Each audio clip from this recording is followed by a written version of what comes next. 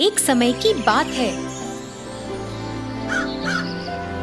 एक जंगल में एक बाघ रहता था। उससे अब शिकार नहीं होता था क्योंकि वो बूढ़ा हो गया था।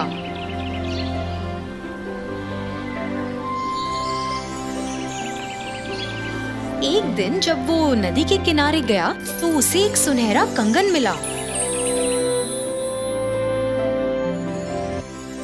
इसे तो मैं अपने साथ लेकर जाऊंगा और ये मेरे काम आ सकता है, उसने सोचा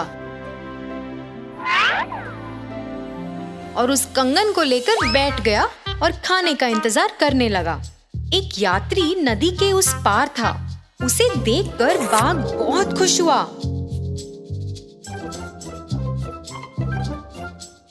और फिर बोला, जी आपको ये सुनहरा कंगन चाहिए?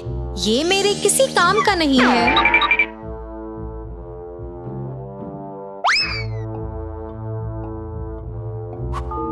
ये सुनते ही वो सोच में पड़ गया। ये तो सचमुच सोने का कंगन है, पर वहां तो एक बाघ है, वो बहुत खूंखार है। हाँ, मुझे ये कंगन चाहिए, पर मैं तुम्हारी बातों का भरोसा कैसे करूं? तुम सही कह रहे हो। मैं पहले बहुत बुरा था, पर अब मैं बदल गया हूँ। एक संत ने मुझे अच्छे के लिए बदल दिया है। अब मैं किसी को हानि नहीं पहुंचाता, बाघ बोला। मगर अगर मैं वहां आऊंगा, तुम मुझे सूंघोगे और फिर संत को भूल के मुझे खा जाओगे।